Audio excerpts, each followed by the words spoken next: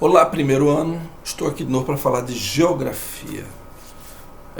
A gente fez algumas atividades com relação ao primeiro e segundo capítulo do nosso livrinho Geografia, primeiro ano, e eu vou fazer uma pequena introdução, um pequeno comentário sobre o capítulo 3.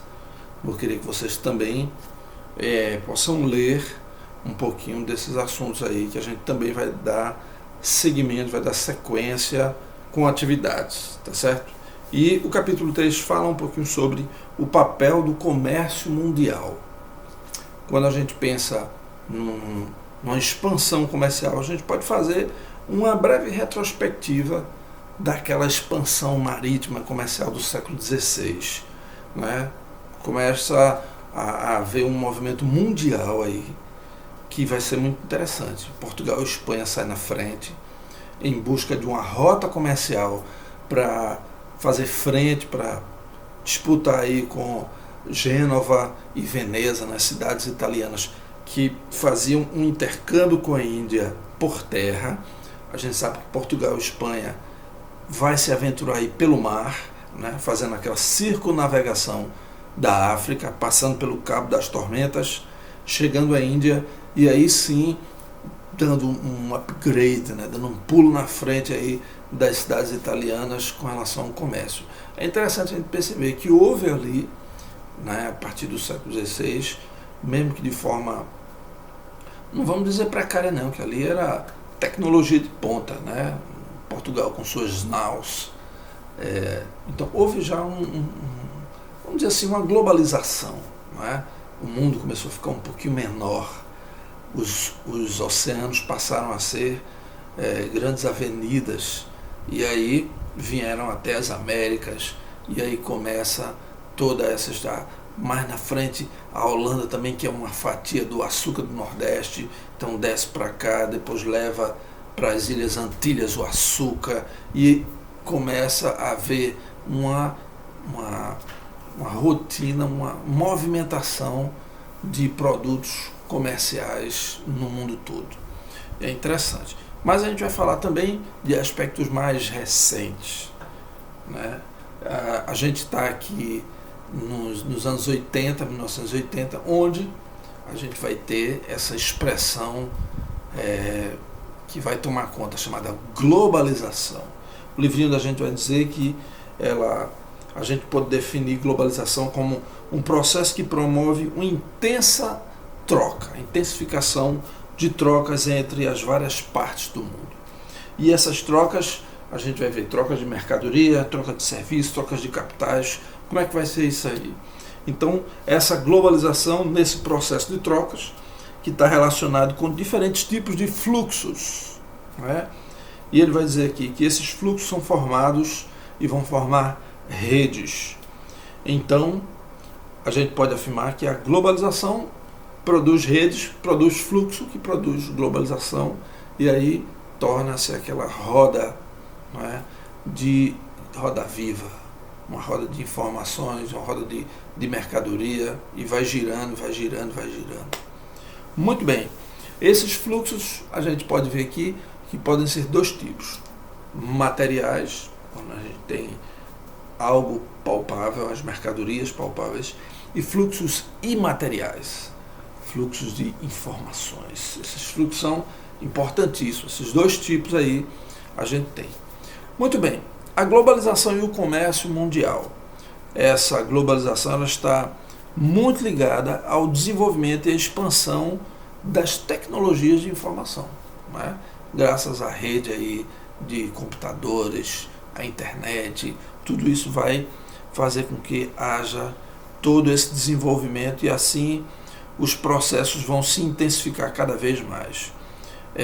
Então, ele diz aqui, outros dois processos estão relacionados à intensificação da globalização. Primeiro, a expansão da produção, né? Então a gente vai ver isso através das empresas, e uma forte concentração do poder de decisão desses países sede. Essa expansão da produção vai estar intrinsecamente ligada a o que a gente vai chamar de multinacionais, essas empresas gigantescas que cresce dentro do seu país e que tem uma política de expansão muito grande, e essa ascensão dessas empresas foi devido a uma alta produtividade e uma alta competitividade. E o que a multinacional faz? Ela acabou descentralizando um pouco a sua produção. Se tudo era concentrado no seu país, ela teve aquela ideia assim, não, uma parte da minha produção, ou metade dela, eu vou buscar um outro mercado, um outro lugar para produzir. Então, qual foi a sacada dessa galera? Qual é a característica aí? Ela abre uma filial num país, onde esse país oferece condições muito mais vantajosas para que ela tenha um maior lucro. Que condições são essas? A questão da mão de obra, muito mais barata, a presença de matéria-prima naquele lugar e uma política que vai garantir essa diminuição de custo. Os caras barganham imposto, energia, a instalação, terreno. Então, por exemplo, a gente tem aqui em Pernambuco uma fábrica da Fiat ali em Goiânia. Certamente o governo teve que fazer aquela negociação, abrir concessões. Você chega aqui, vamos dar um exemplo, eu vou dar aí um desconto de 20 anos, 30 anos no imposto de vocês. Vocês vão pagar menos imposto, contanto que vocês também gerem emprego. Só que essa mão de obra para a sede da multinacional, ela é muito mais barata em relação à sua origem. Então, a facilidade de mão de obra, a facilidade do acesso, muitas vezes, dependendo da indústria, sabe que se for uma indústria de extrativismo, sabe que ali naquele lugar a mão de obra, a matéria-prima é mais barata, é abundante. Então os caras instalam ali uma mega estrutura e começa a funcionar. A gente está ajudando aqui a região, está gerando emprego, melhorias, mas eles estão tendo lucros altíssimos. Então as multinacionais, vão se espalhar pelo mundo, as grandes potências, as grandes marcas vão buscar esses mercados para ter os seus lucros. A gente vai ter também uma globalização financeira. Uma das principais características da globalização é um extraordinário fluxo de capitais que circula livremente pelo mundo. Caramba, é dinheiro demais.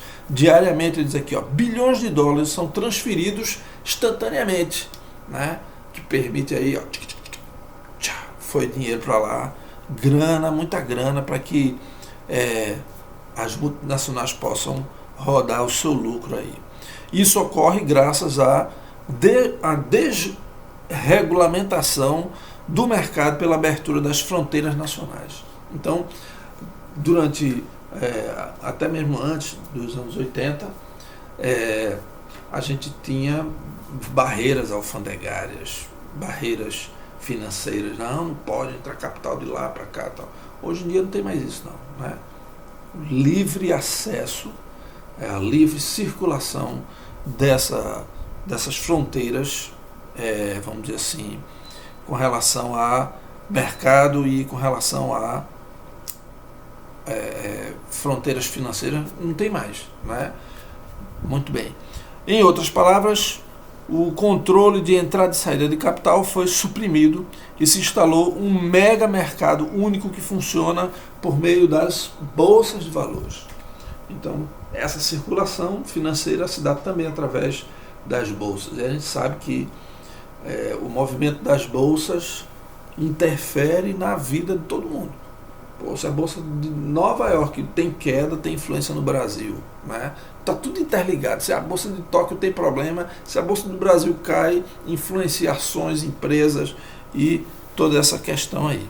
E tem também a globalização de serviços, muito interessante. A partir das últimas décadas do século XX, há uma expansão com relação à oferta de serviços muito maior. Então, bancos, hotéis, agências de turismo, por exemplo, são serviços que, com muita facilidade, você pode fazer um depósito num banco internacional, agendar hotel. Então, vários e vários serviços hoje em dia estão aí nas redes através da globalização.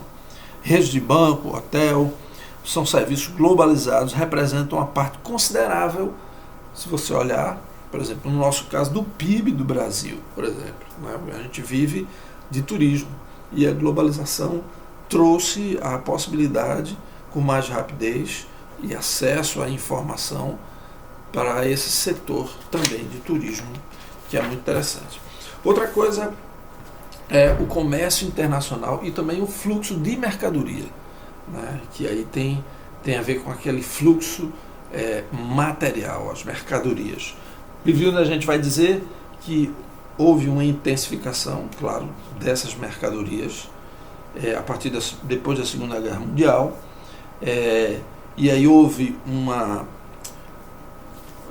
vai se fazer um chamado Acordo Geral de Tarifas e Comércio, surge aí o GATT, depois vai surgir a Organização Mundial do Comércio, que tem como o objetivo maior a eliminação de barreiras comerciais e econômicas para garantir a livre circulação de mercadorias.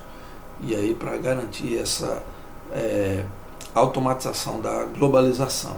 A Organização Mundial do Comércio conta, olha só, com 162 países. Tá? E no final do século XX, início do século XXI, a gente vai observar que vai haver, claro, um crescimento, uma expansão comercial mundial, principalmente pela adoção de países capitalistas a um sistema um sistema econômico, né, chamado de, não um sistema econômico, mas uma doutrina econômica, que é o neoliberalismo.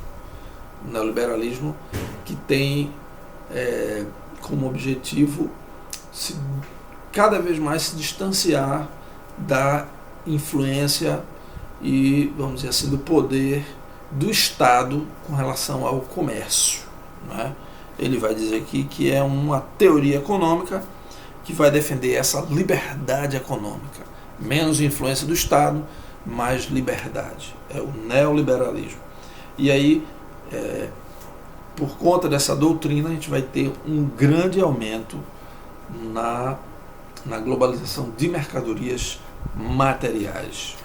Agora, é interessante porque a globalização, quando ela começou a ser pensada e começaram a se desenvolver cada vez mais, uma das bandeiras que ela vai ser levantada com relação à globalização é que esse acesso, né, à informação, então havia uma expectativa de que aos poucos a globalização diminuísse as diferenças entre os países, né, que pudesse ter uma amplitude dos fluxos comerciais e descentralização das atividades individuais e tal. Ou seja, havia uma expectativa de que, de modo geral, a pobreza diminuísse e houvesse um maior equilíbrio entre os países, por causa de todo esse processo agora que todos têm, ou muitos vão ter, muitos teriam, né, acesso a tudo que a globalização ia proporcionar com relação a mercadoria, serviços e tal. Mas, no entanto, a gente observa que esses benefícios da globalização não vão se estender a todos os países. Né? A gente não vai ter aqui um aumento, mas a gente vai ter a gente não vai ter uma diminuição das diferenças. A gente vai ter, sim, uma permanência delas e um aumento até das diferenças econômicas, sociais e tecnológicas. Então a pobreza não diminuiu. Por isso que vão surgir os movimentos chamados movimentos anti-globalização. A galera que vai defender isso aí vai reivindicar, por exemplo, fim de acordos comerciais e de livre trânsito de capitais. Apesar de todas esses fluxos, claro que as grandes potências, as grandes empresas vão fazer os seus acordos. Né? Então a gente vê aí, Estados Unidos e China estão naquela briga, né, que houve até antes do Covid. Briga comercial. né? Acordo comercial, cada um querendo puxar as suas vantagens e fecham um acordo aí, mas o acordo é só entre eles, né? O Brasil é um dos maiores exportadores de carne para a China, está na briga aí tentando voltar a manter o seu acordo comercial. Então não houve vamos dizer assim, a globalização não melhorou de forma horizontal, né? Só para alguns países, aqueles maiores, as maiores potências, ajudam entre si. Quem está pobre lá ainda continua pobre, não tem jeito. A globalização não chegou para mudar a realidade deles.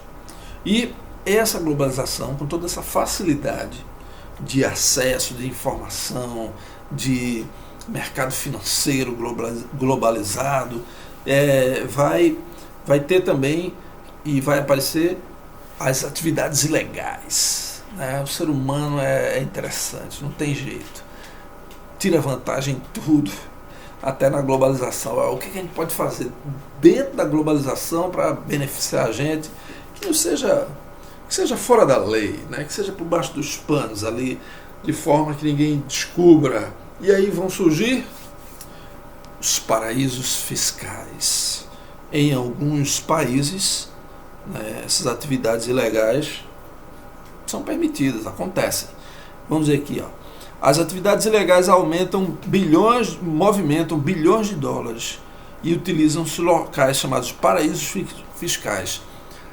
Essas atividades servem para quê? Lavagem de dinheiro. Lavagem de dinheiro, que tem o objetivo de esconder a origem ilícita do capital. Então o cara está naquela maracutaia, joga dinheiro num paraíso fiscal. Nesse lugar não tem a preocupação, são ilhas, vamos dizer assim, né? Onde os bancos que tem lá não querem saber de onde vem o dinheiro, se é de forma lícita ou ilícita. O cliente tem a sua tem o seu segredo preservado ali. Ninguém quer saber de nada. Então aquele dinheiro é jogado ali. Para achar aquele dinheiro, meu amigo, às vezes a polícia tem trabalho. Então é difícil rastrear aquele dinheiro, mas a galera às vezes chega junto. E uma coisa interessante é que nesses últimos anos esse dinheiro, né, essa forma de atividade ilegal financeira acabou sendo a principal fonte de financiar o terrorismo. O terrorismo vai mudando sua característica e tem uma base financeira muito forte hoje em dia. Precisa de dinheiro para movimentar as ações terroristas. Então, acredita-se que uma boa parte desse terrorismo internacional seja justamente financiado por recursos ilegais relacionados a esses paraísos fiscais, e esses têm a ver com tráfico de drogas e tráfico de armas e tudo mais. Então é uma parte meio obscura aí da globalização que acontece atualmente. Muito bem, vou ficar por aqui, depois vou passar para vocês as atividades e espero que a gente se veja e tenhamos outros encontros. Não é primeiro ano, fica em casa e até o nosso próximo videozinho e o nosso próximo comentário dos nossos conteúdos de geografia. Até mais, um abraço.